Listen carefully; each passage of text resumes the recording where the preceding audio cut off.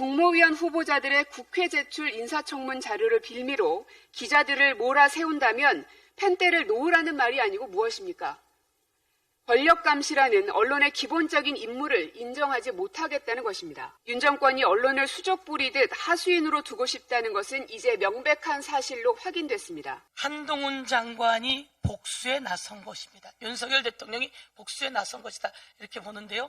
바이든이 쪽팔려서 어떡하냐라고 했던 보도를 처음으로 했던 그 MBC 기자를 복수하듯이 이렇게 압수수색해내는 것에 대해서 국민이 심판할 것이다. 장관 후보자 인사청문회 때 인사검증 기본정보는 국회의원 보좌관과 기자들을 포함한 수많은 관련자들이 서로 공유합니다. 십수년 동안 있었던 일입니다. 미디어 오늘 언론 탄압은 국민의 가장 기본 자유를 억압하는 것입니다.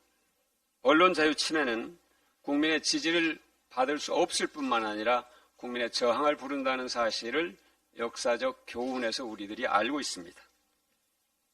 어제 경찰이 1년 이상이 지난 사건을 갖고 MBC 본사와 국회 사무처를 압수수색했습니다. 기자가 인사청문회 자료를 누군가와 공유했다는 이유로 언론사의 뉴스룸까지 압수수색을 시도한 것입니다. 명백한 과잉 수사이자 언론 탄압입니다.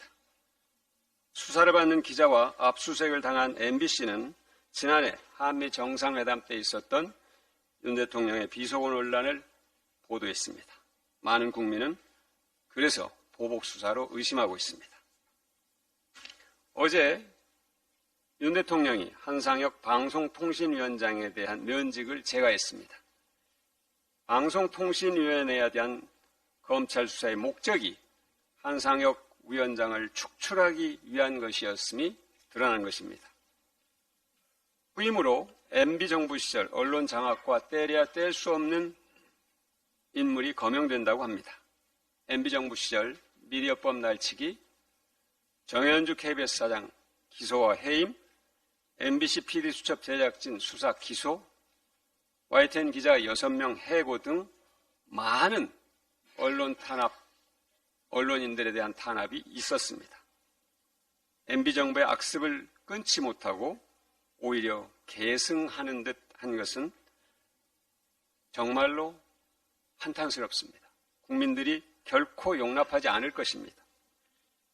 이렇게 윤석열 대통령과 정부 여당이 언론장악 시도를 본격화한다면 국민들의 분노를 피할 수 없습니다. 지금 당장 언론장악 시도를 멈춰야 합니다.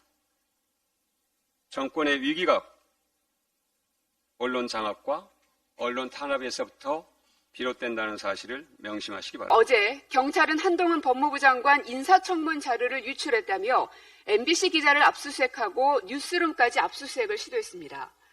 1년 전 장관 인사청문 자료를 당시 인사청문회 관련 수많은 기사가 쏟아졌음에도 이제와 조사하겠다면서 전방위 압수수색하는 것은 특정 언론, 비판 언론에 대한 압박입니다. 국무위원 후보자들의 국회 제출 인사청문 자료를 빌미로 기자들을 몰아세운다면 펜대를 놓으라는 말이 아니고 무엇입니까?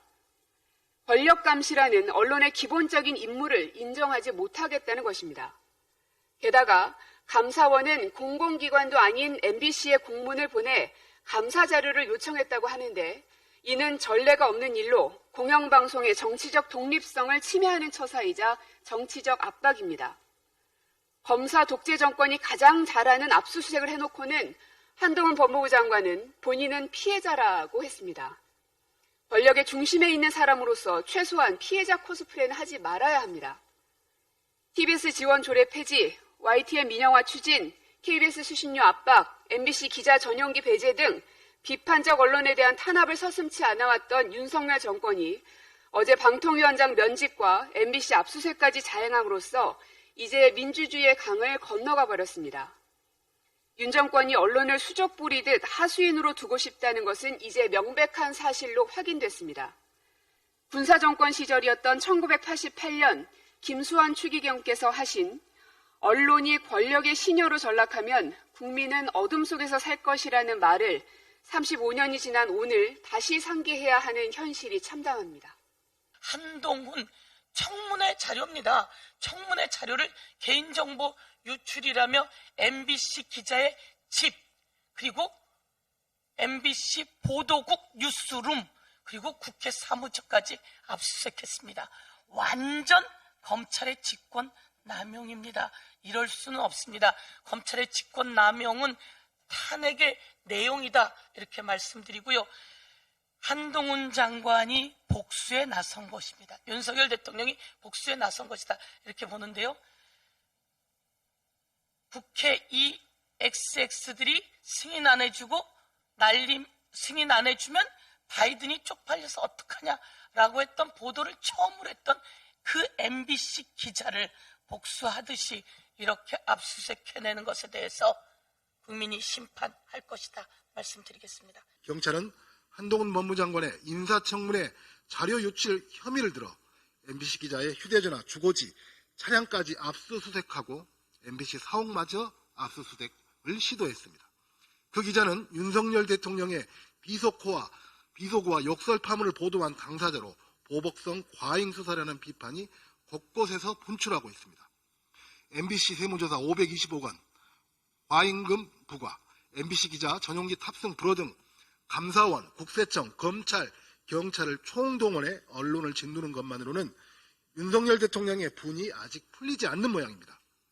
박근혜 정부 당시 70에 불과했던 세계 언론 자유 지수가 문재인 정부에서 42위까지 회복됐지만 윤석열 정부 취임 1년 만에 47위로 하락한 것은 그 짧은 기간 동안 윤석열 정부의 언론 탄압이 얼마나 거칠고 집요했는지를 이야기해주고 있습니다. 네, 먼저 저는 윤석열 정권이 어제 한 일을 소개하겠습니다. 바이든을 날리면이라 보도하지 않고 바이든을 바이든이라 사실 보도한 MBC 방송국이 있습니다. 장관 후보자 인사청문회 때 인사검증 기본 정보는 국회의원 보좌관과 기자들을 포함한 수많은 관련자들이 서로 공유합니다. 10수년 동안 있었던 일입니다. 1년 전 윤석열 정권의 황태자라고 불리는 한동훈 법무부 장관 후보자의 인사청문회 정보를 다른 기자와 공유했다는 이유로 유독 MBC 기자를 때려잡겠다고 60년 만에 처음으로 MBC를 압수수색했습니다.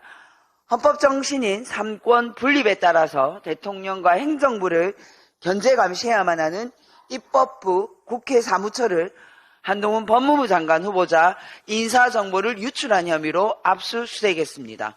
국민의 대표가 모인 국회를 침탈하여 무력화시킨 것입니다.